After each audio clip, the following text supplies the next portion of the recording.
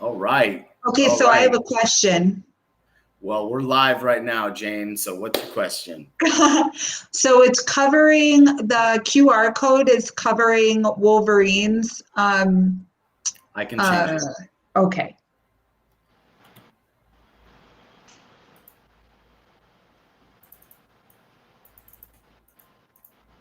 I can certainly change this up. All right. Yeah, I just wonder if we can. Yeah, we can fuck with it. I can also hide it. And then bring it up here and there. Okay, we got Charles in the background somewhere. He'll be popping on. So do you hit on Instagram yet or not yet? I wouldn't Not do yet. it yet. Let's. Okay. You got it. Link.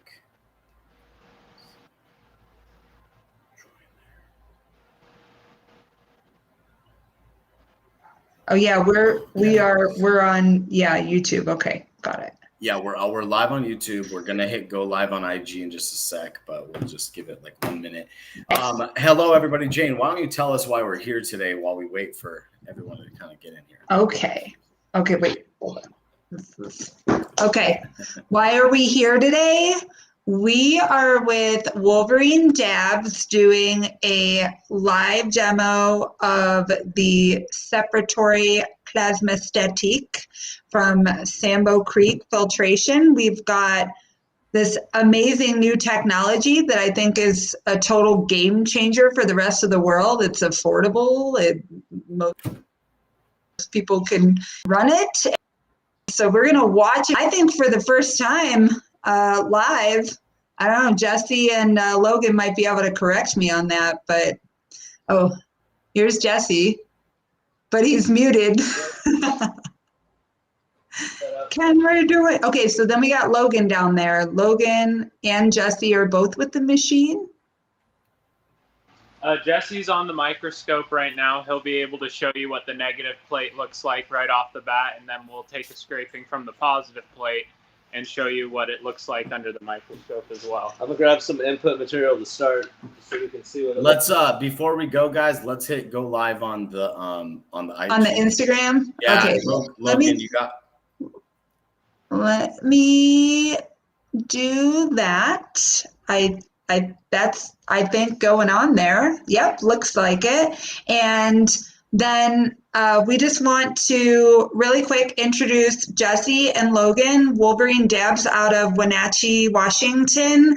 They are R&D specialists and super sift masters running the Separatore Plasmastatic from SamboCreek Filtration. So they're going to do a live demo on this equipment right now. They're going to take material, they're going to run it through, separate it, and show you under the microscope what the difference is between the two and kind of just show us how it works and all the things. So thank you, Jesse and Logan.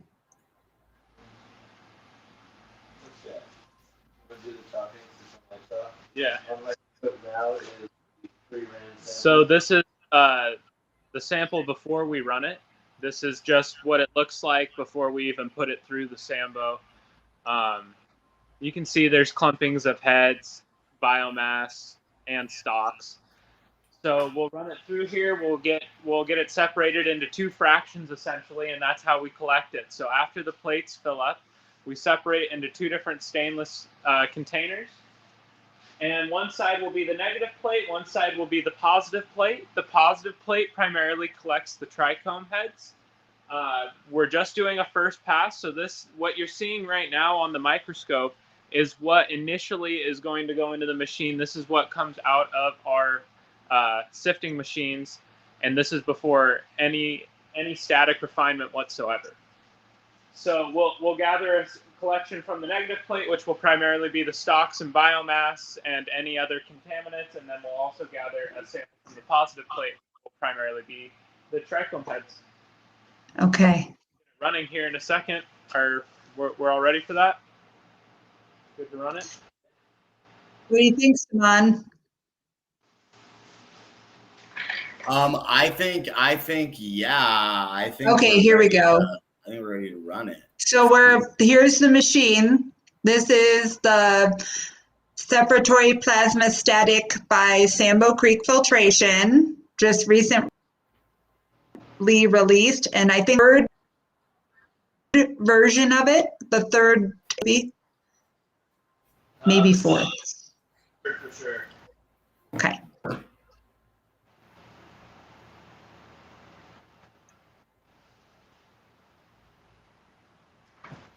I can grab this too and show you as well.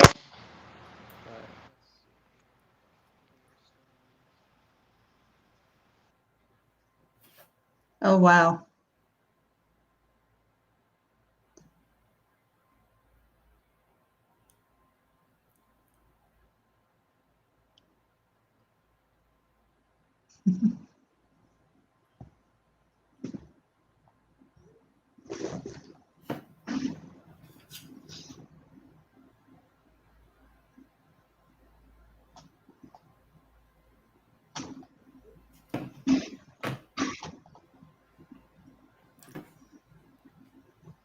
Wow.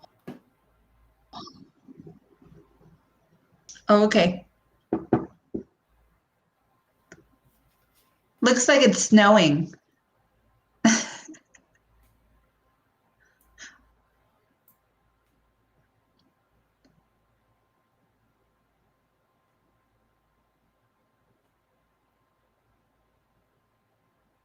So there's a feeder that they're putting all of their first the keep into, and then it's separating between the two charged plates. It's vacuuming it right into that pathway, and then it's just dumping it all loose. So gravity fed, and it's creating this kind of effect where it's falling and it's separating based on some gravity effect, right? Some density effect. Yeah, and circulating, right? And then and it's capturing. Here we go. Here we go. Yeah, here you go. You can see it feeding. Yeah. So the feed rate is essentially, it's a very critical part to this process. I'm sure that's part that you have to tweak a lot. Logan, Jesse, if you could hear me, talk about how critical the feed rate of that material is and the orifice size that it's coming out in. Like, is there a specific pattern that you want this stuff to fall in? Do you want it to be thin and spread out? Do you want it to be more of a giant mass going down into the center of the? It looks like water. It looks like water coming out of there. That's amazing. That's really cool. That's such a cool effect. So you see the hopper is feeding into the funnel, into the vacuum channel or tubing, and then it's sucking it and pumping it into there. Okay, so small particle size as slow as possible going through here. If you try and go too fast, it'll clump in the intake down here. So you have to vibrate it fast enough and go just slow enough so it slowly trickles down into the feed tube. And that'll give you a nice, thin, fine stream. We try doing too thick of streams and it gets clogged up here in the corner sometimes. So if you get it nice and thin, it'll come down all smooth and separate easily. So you can adjust the feed rate. Yeah. Is it like a nozzle? Feed rate with this little air regulator right here. And it's set up kind of crude, but so you can see the ball floating right here, and you can tell how hard of pressure you're going to be pushing through it. So in conjunction with this, you'll have to find the perfect feed rate with the vibrator. So this is vibrating and feeding directly into this funnel, and at the same time I have a certain amount of air pressure coming through the line to be able to create this perfect little feed right here. Got it. Okay, so it's forced, not vacuum. So it's pushing, not sucking. Got it. So okay, the Instagram one, the questions aren't feeding in, so I'm going through separately. If I can ask some out loud. People are asking if you're in a cold room. Oh, I can show you. I'll show you the parameters right now. 1 second. So I'm just getting rid of the excess that's in the line down here, pinching it, knocking it down a little bit. Nice. That looks like just a normal barbed fitting Might be on some left behind tubing. in the line. Okay. Okay, so, and then, so parameters, people are asking as far as how cold it is in the room. Right. I will show. Yep. Oh, and then somebody said, so this is what it takes. This is what it takes to clean up that trim bin sift. So stuff that's in your trim bin. That Yep. Is what this is what is inside of the machine. The probe is actually inside the machine. So you're That says 45 to 45%. 60 degrees. Okay, 45% humidity, guys. Under 50%. Essential. Okay. And then yes, this is dry sift. People are guys, asking. we're going over to the microscope here to set the camera up on the mic, and we can check out a how many times magnification are we at, Logan?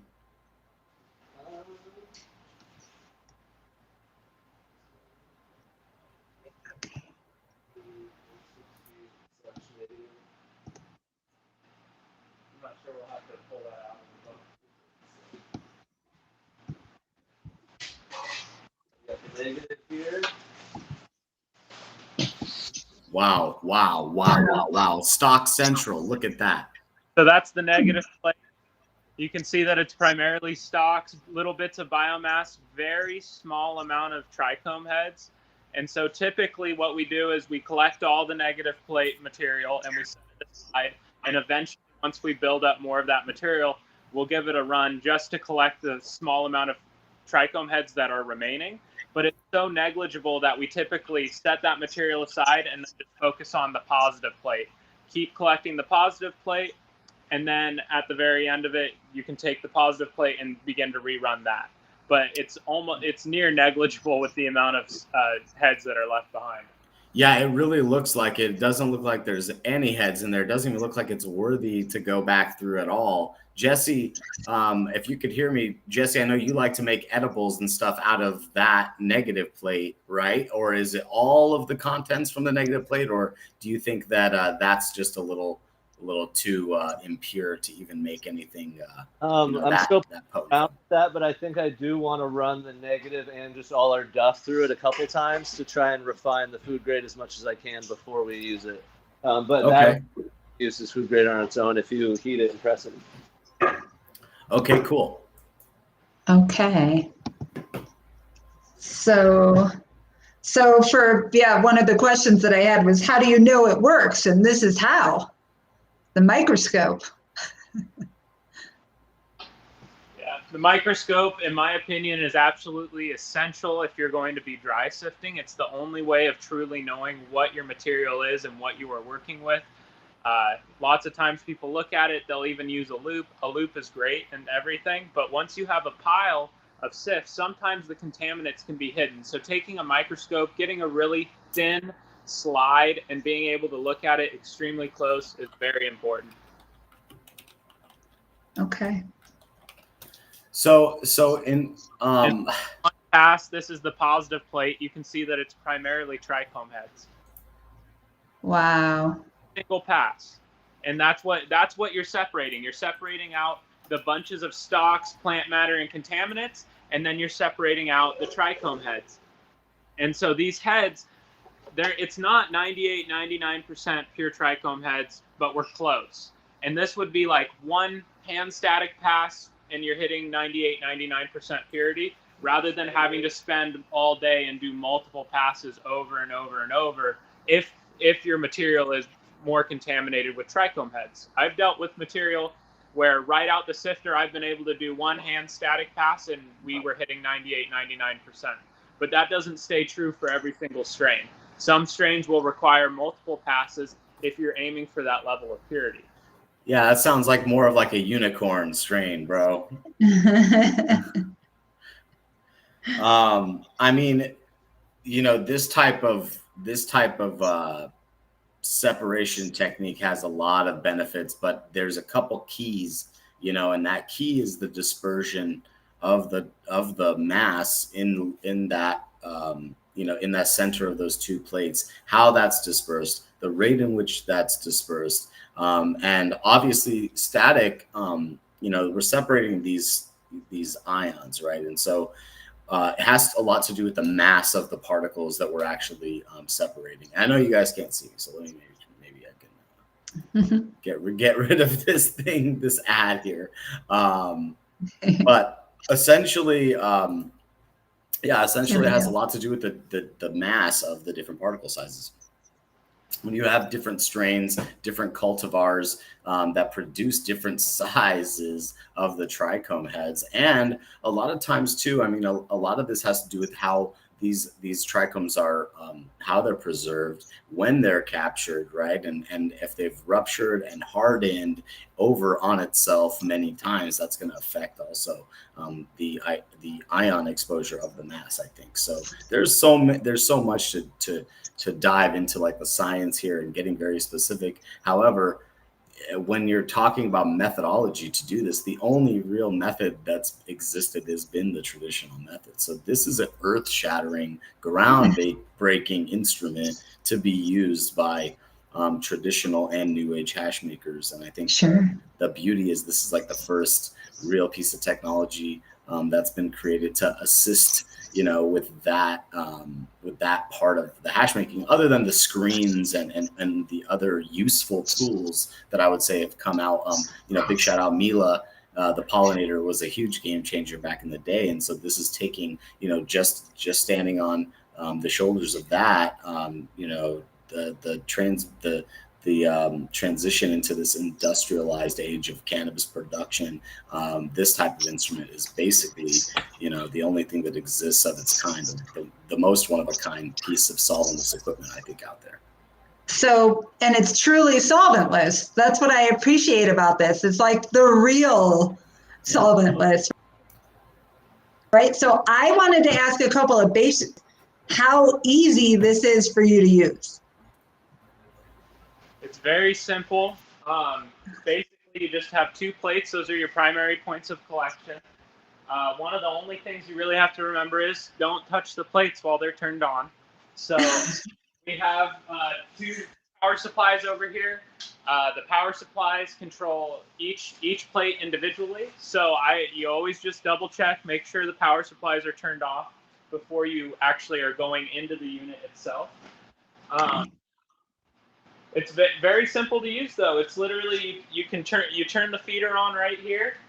You set how much pressure you want with your air adjustment, and then as soon as it starts cycling and feeding, and your lines are on, or your power supplies are on, then the plates just start collecting, and it just continues to loop and separate everything until you are ready to collect. You can collect as you can tell the plates are full, or you can let it go for a little longer, see how much you can really let build up onto the plates. But it's pretty simple to use. Okay, so a couple of things. Is it a regular plug that you just plug in? Yeah, there's including the plug for the light. There's 4 110 volt plugs. That's okay. So like regular outlets in your lab. Yep. How much space does it have? What is that, like 4 feet something? Okay, it's Logan long, everybody. Long or so, but it's not too bad. And then like from claw to claw. From claw to claw, yes. Is it like 20 inches wide or so? 24, maybe 2 feet, or maybe 18 inches. Who knows? Yeah. The tape measure today. Oh, that's all right. Would you, if you had to guess, 18 inches or 24 inches? What's it closer to?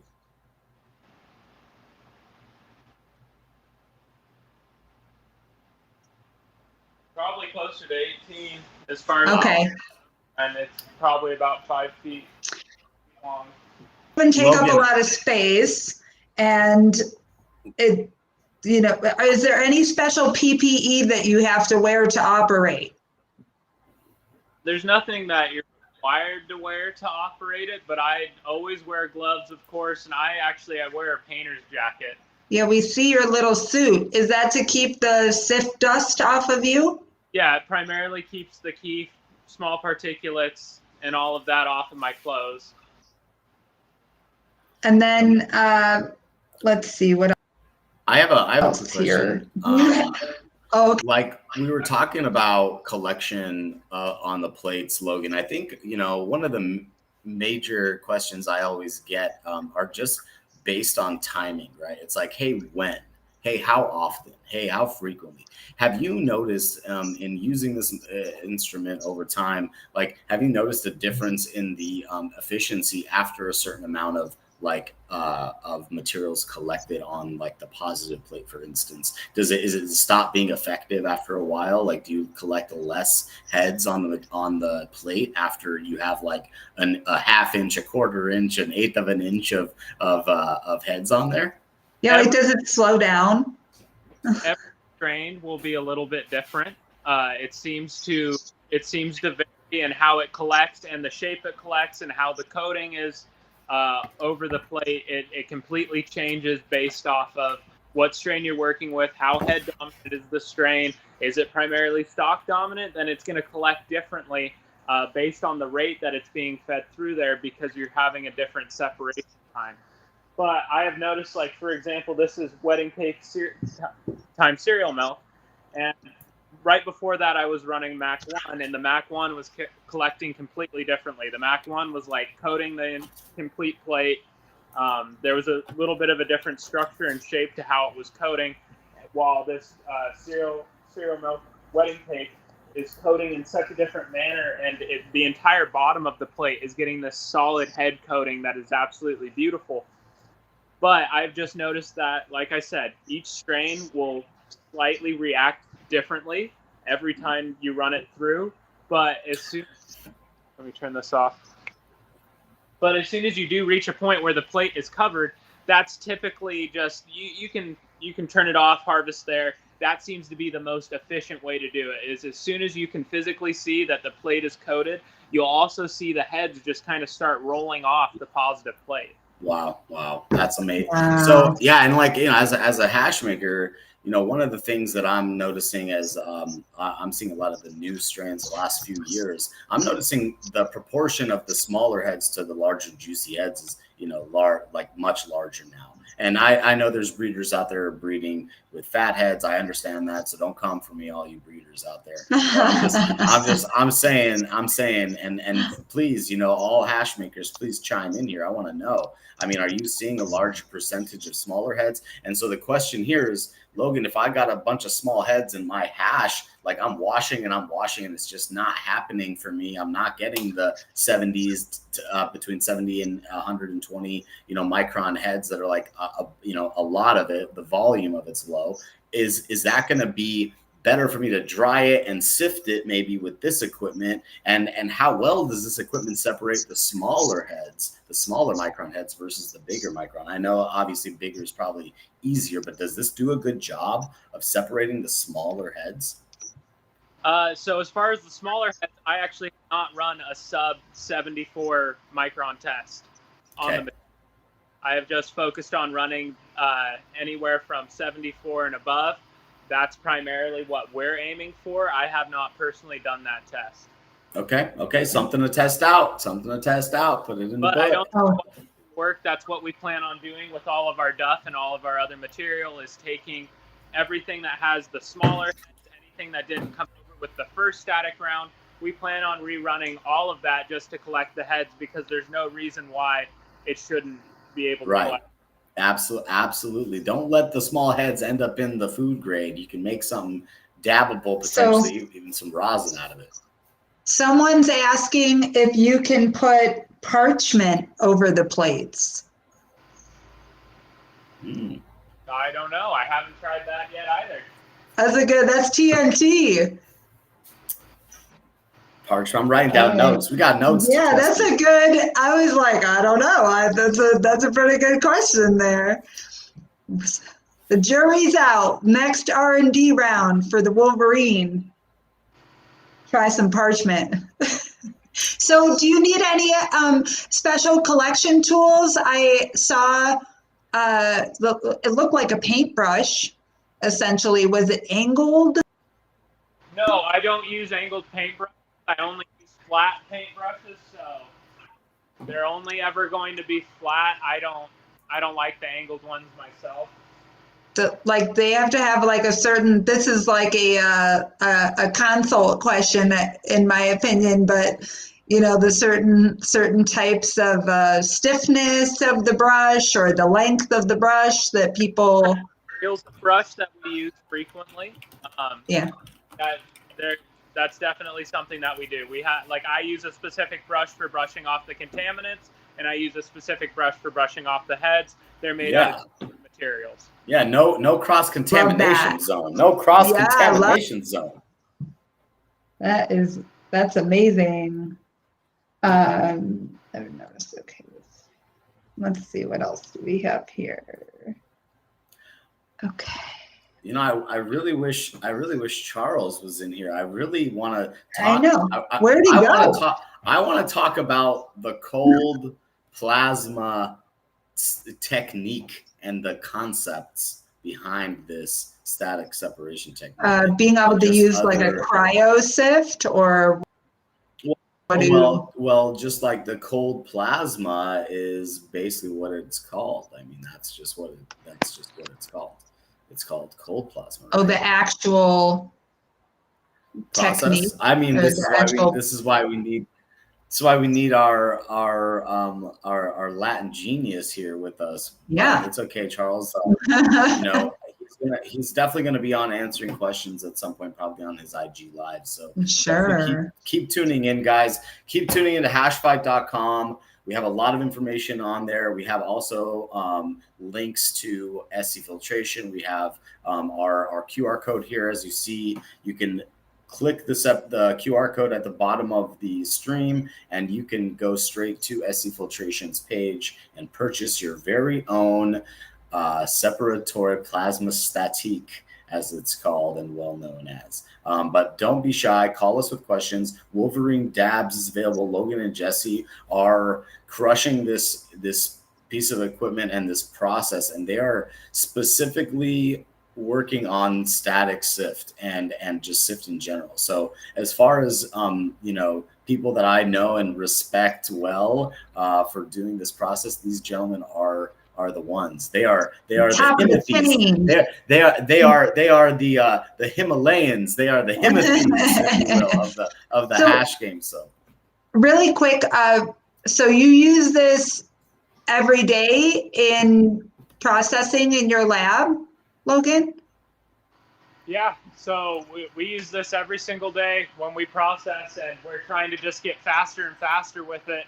I mean, I've personally stood at the screen in a day. I've stood there for 14 hours just rubbing the screen and doing static, and this substantially increases the speed at which I can finish all the material. I mean, we're talking leaps and bounds. It saved me months of time rather than me standing there trying to refine and deal with, okay, which glove do I have to use now? Do I need to use a 5, a 6, a 7, or a 9mm glove?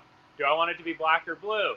How is it going to react with the pile of sift that's on my screen right now?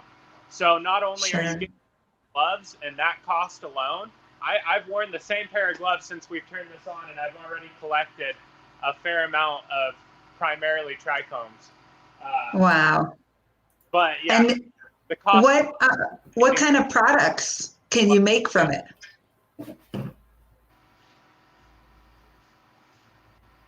I don't know if he heard me.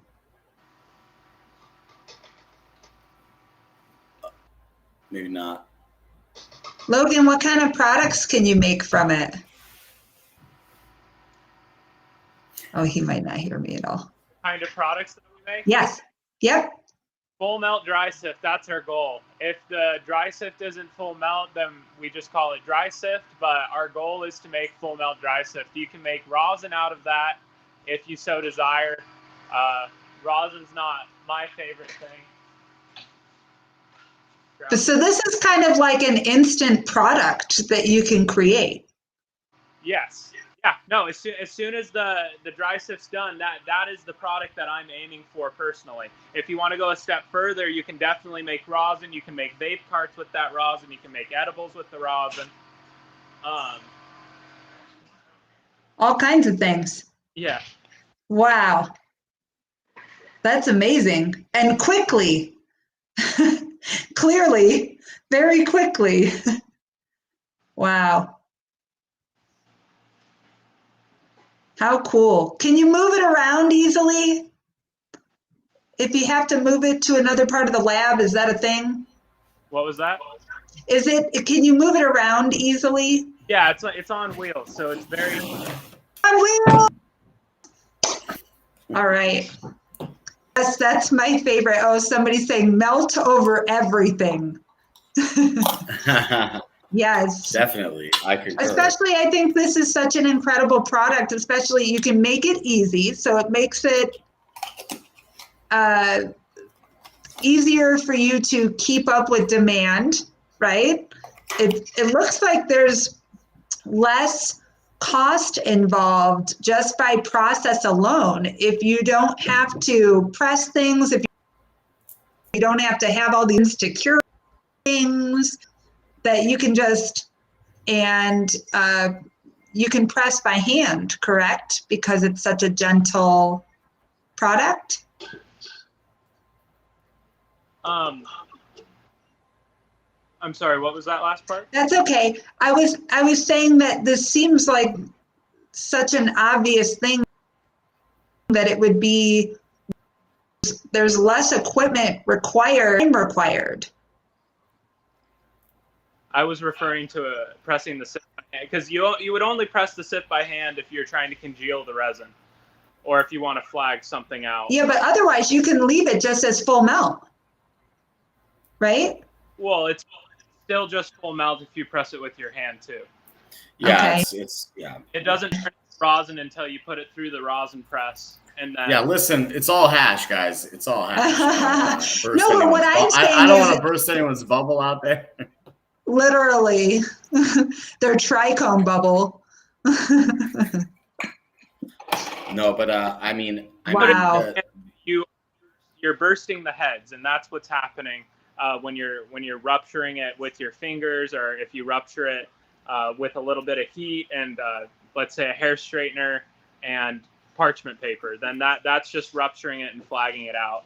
If you were to put it into the rosin bag and press it, that would be the rosin right there. What Jesse's just pulled up is a finished product of 99% pure trichome heads. Using the separator. Wow. Wow. That's amazing. It's beautiful. Oh, cleaning the, okay. So a couple more people are here. Any plans for a larger scale version? Going to need to get through hundreds of pounds, 100 pounds of bubble a day.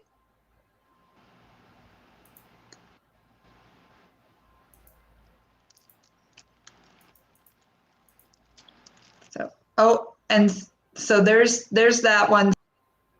Somebody else asked. Melted Okay. strawberries apple fritter that we made the other day. If you go to Logan's camera, he's just pressing it in between his fingers, even with his gloves on, in some parchment. And that'll show you what we're talking about when we hand press it. Here, let's see here. Saman, I'm sure, is working on it. Sorry about that. That's okay. Here we go. Took the sift, so the sift that you're seeing in the camera right there is the sift that I have right here, and I basically have just taken it, put it into parchment paper, and I'm just warming it up between my hands. Incredible. And then that turns into Wow. a little flag right. Let's get a close up on that there, Logan. Here, I can flip my camera around. Yeah. Oops.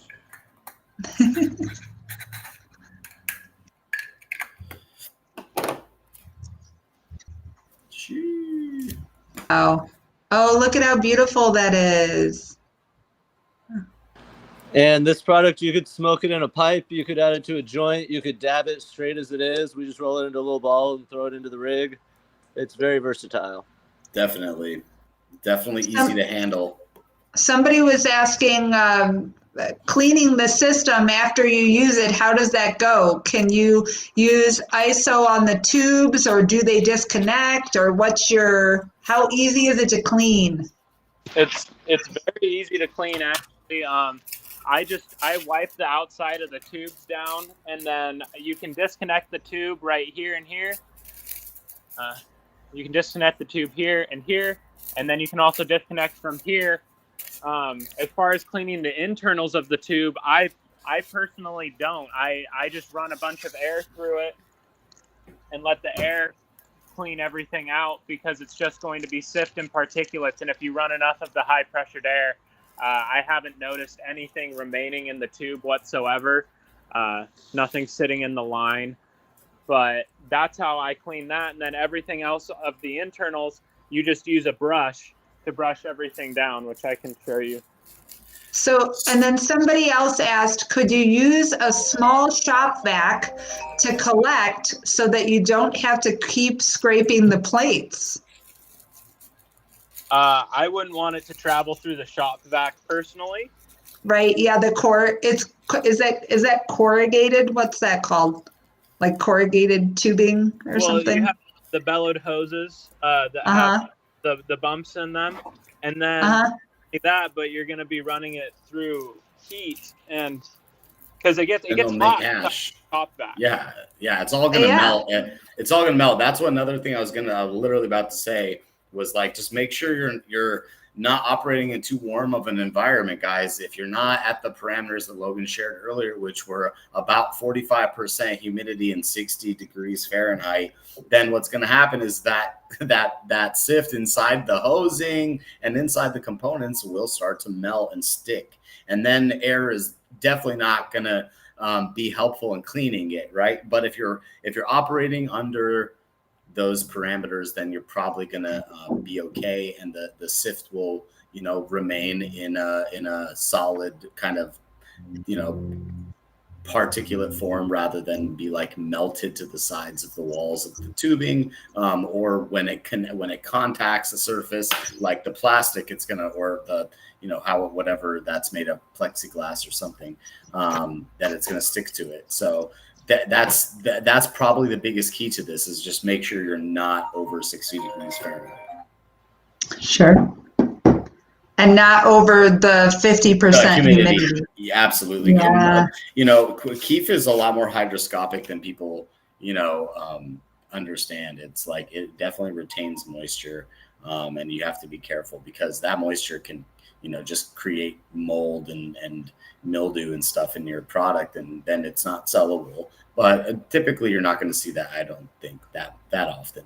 Curing with the cannabis, is probably, that's another live we need to do, is how to harvest and how to prepare the material for trichome harvesting in a sift step. And I think that's probably, got its own nuances, and Jesse, Jesse's definitely looks like he's got the secret tips for that. For sure. Yeah. I like this feed. You can adjust the feed a little bit there, like a funnel, essentially, right? What is the dispersion plate look like? It's like orange or something. Yeah. So this is the dispersion plate. The tube goes into the feed. Feed's down here. Okay. Wow, look at that. Okay. Dang. It's like the particle accelerator or something. The trichome accelerator. The trichome accelerator. Wow, that thing is really cool. Wow. Who would have thought we'd be 3D printing the parts to get us high, guys? I would never have guessed it. Wow. Fantastic. This is awesome. I mean, it's very simple and straightforward, yet so so unique and effective that, like, you know, it just goes to show you sometimes the simplest technologies and the most pure forms of consumption and production are the best. And this is making me into a believer. This is making me into a believer. Someone is asking, have you run freeze-dried hash through this unit? I personally have not. I know people doing it. Just from Low Key Alchemy, he's run freeze-dried material through it, and it's so. That's what I was thinking. You know, in my mind, if I was running this equipment, and again, you know, this kind of, you don't even need to do ice water extraction or anything like that. But I was thinking that if you had ice water extract and then you ran it through the freeze dryer and then you separated it after, would it just make like the headiest rosin ever, you know?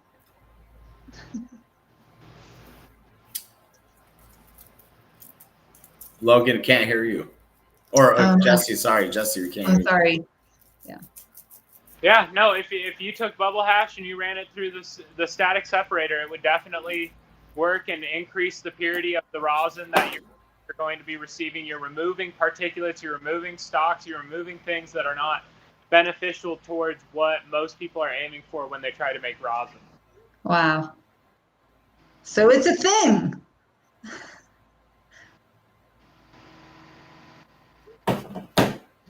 Okay. Let's see what else. What else do we got here? Any other questions? Any other questions? Let's see. I feel like we answered so many. Did we cover setup? How long does that thing take to set up when you get it? Oh yeah, like if you buy it new. Yeah. If you buy it new, the setup? Yep. It takes a little bit of time. You've got to, basically the top part and the bottom part come completely completed, and then you have to assemble you have to hook up the plates and hook up the tubing, but other than that, it doesn't take too terribly long. The vibrator definitely takes a couple of hours to get all the pieces put together for it. To tweak it so it's quiet. Yeah, and just because you actually have to assemble a good portion of it. Okay, so like you're up and running in like a half a day or like a whole day? Yeah, half a day you can be up and running pretty easily. That's pretty incredible compared to hydrocarbon equipment, right? Yeah, you know, sometimes the 2 day to 5 day trainings, you know, absolutely. Yeah. I'm sure this is it takes a lifetime to get super good at doing this process. And I know that, you know, I'm so far behind the learning curve with the hash process in general, just because, you know, I've only been doing this for so many years. All of us have been doing it for so many years. And then there's like the people that have been doing it for, you know, 40 years and 50 years and have been to those areas. I mean, this is great to see this come back and for it to be a resurgence, kind of like a hash renaissance, if you will. And I'm really here for it, and I'm really all about it. So I think it's really great. I want to see some finished product. You know, I want to see like Jesse, Logan, I want to see what you guys have made in the past week that you're smoking on. Also, I want to know, like, you know, when it comes down to like just production, I'm always wondering about speed and about timeliness. And I know you guys are hardworking gentlemen. You can just see, you know, that's the epitome of sweat on the brow right there, guys. Paying attention. But how much like bulk keef are you able to feed through this machine per day and actually get a good separation? And with processing, do you guys do like a day where it's like just mass throughput, and then the next day is more like refining and purifying a little more, just so you can like kind of tailor your operational, procedures to just like moving through material quickly? So ideally you have one person running this unit, and then you have another person that's taking the material that's produced from this unit and doing hand static to finish it off to 98, 99% purity. That's my goal anyway for Got it. grain. And that's better. You just pass from one person to the next person, and we go finish with the hand static. What we plan on doing with this machine, because we just received the upgraded V1, this is officially the V1 production unit. So this is our first time actually using the recycling unit, or not the first time using it, but we just received it, so we just started doing tests on it. We're figuring out exactly how much material we can pull off of it, because that's more important to us per day than what we can pull off or what we're putting into it, right? Because you could put a bunch of crap into it and you might not get hardly anything. We're thinking, what can we get off of this machine every hour? What can we get off of it every 30 minutes? And we're going to get a good amount of material off it per hour. For example, all the material that's in here, this was only from running the machine for an hour. And then there's a good amount of material that's in here. Enough to clump up, yeah. Yeah. Someone's asking the ease of cleaning the machine between runs, but I think that, are you running air? Yeah, so we brush it down. I brushed it down a little bit earlier, and I'll bring it down again here in a second. But here's some of the material that's collected off the positive plate. Wow. It's incredible. For 1 hour. An hour of running the machine. I had started timing it, seeing how much we were going to yield. So this is a good amount of material. Wow. And that's and then what would you say is percentage wise heads to stocks in that? Would you say it's 75% heads, 25% stocks, or it's going to vary strain to strain, as most things are, but this was on average. It's so variable, but it's primarily trichome head. So I would say the first pass is getting us around 70 to 80% at least of trichome heads from the first pass. But that's just again, every strain is going to be different, and I cannot emphasize that enough. Yeah, no, that's spoken like a true experienced wizard right there. I mean, everything is going to have a level of nuance from one another. I mean, that's ultimately like why the work that the hash makers are putting in are so important, because the hash makers are the one who are analyzing those trichomes.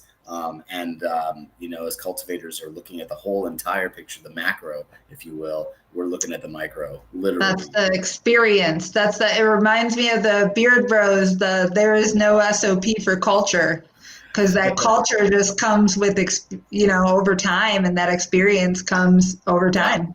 There definitely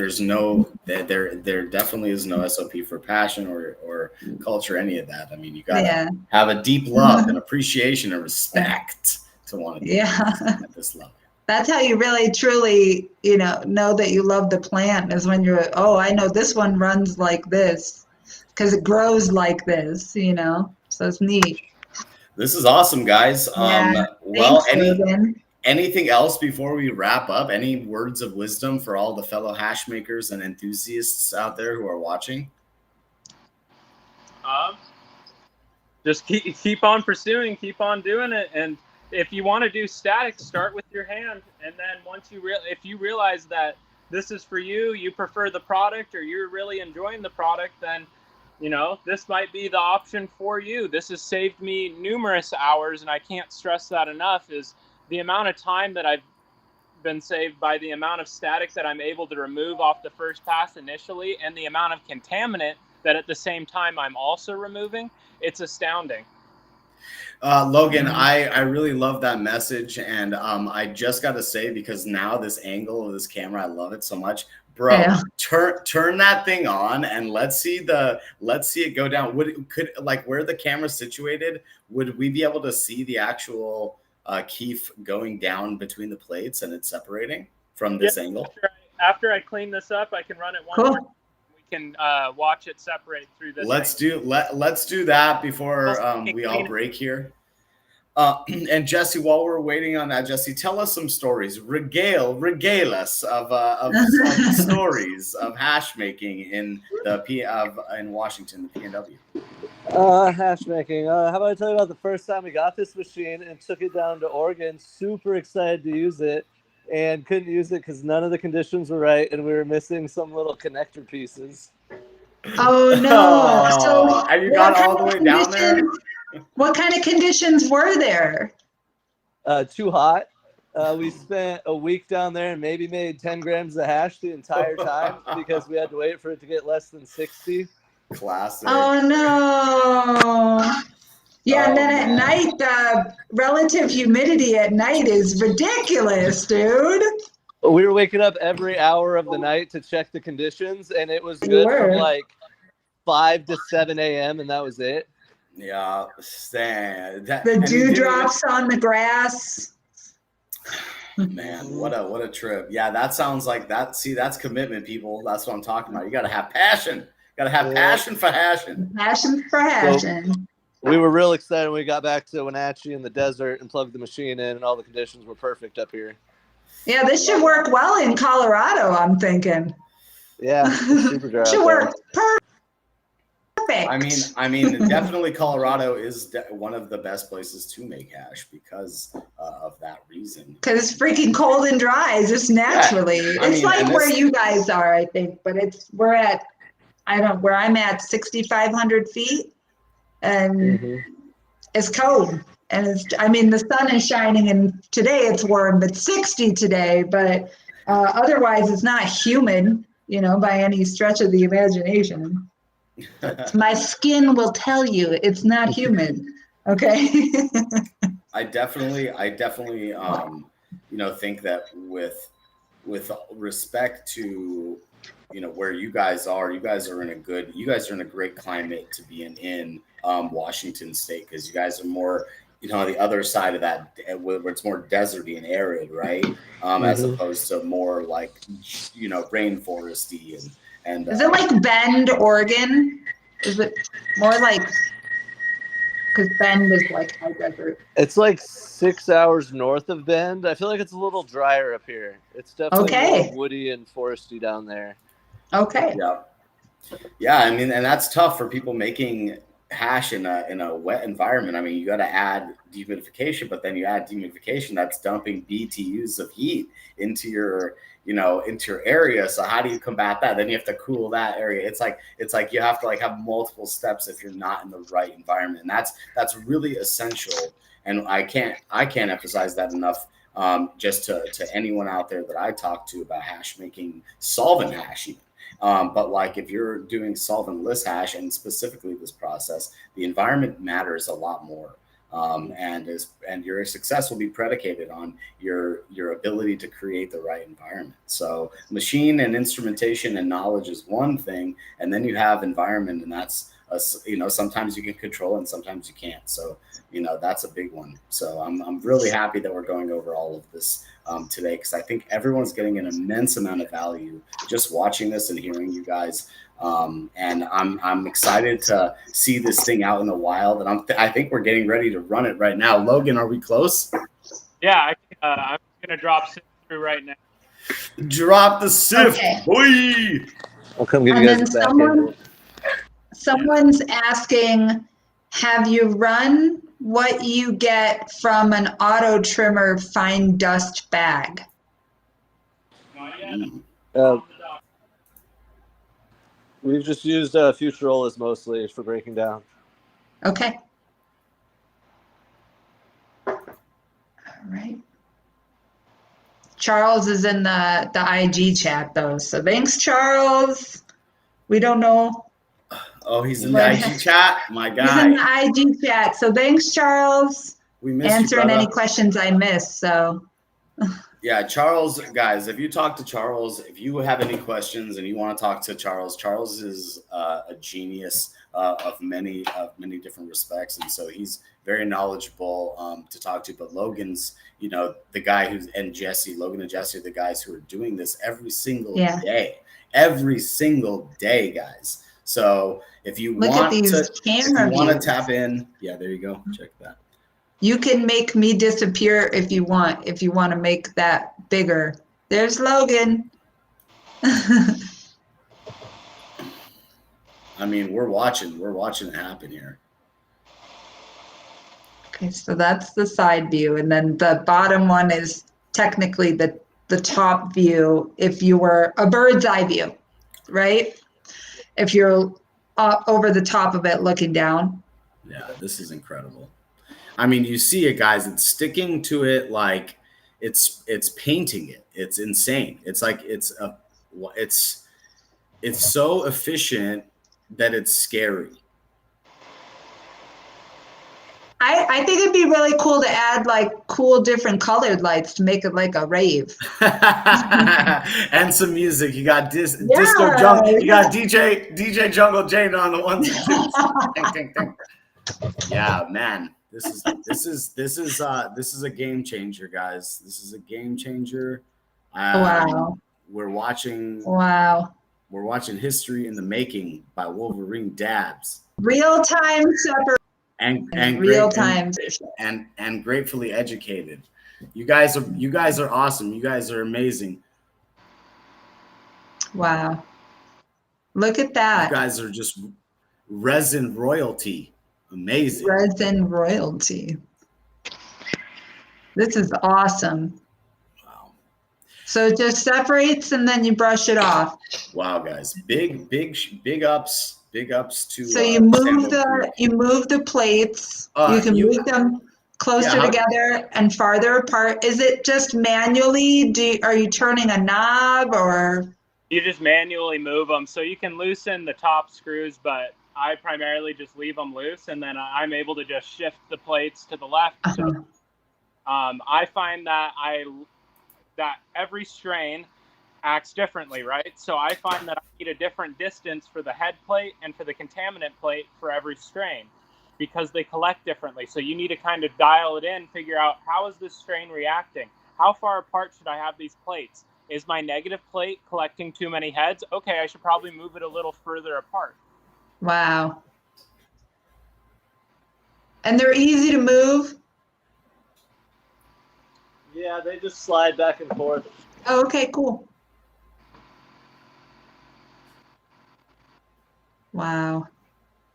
Oh, you know what? We're going to make some new TikTok things here. This is like ASMR or something, right? Whatever it's called.